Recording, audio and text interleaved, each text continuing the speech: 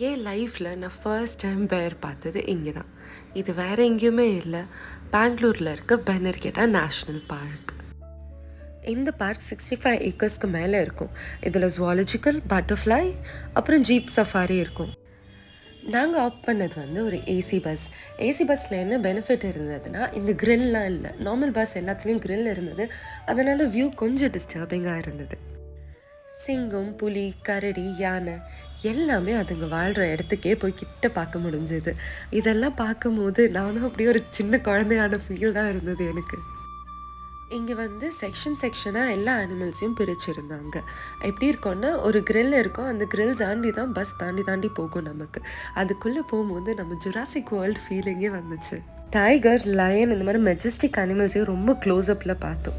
இன்னொரு டைகர் ஏதோ பார்த்துட்டு இருந்தது. பார்த்தா அங்கே ஒரு ஒயிட் டைகர். என்னடா சரியாக பார்க்க முடியலன்னு நினைக்கிறப்ப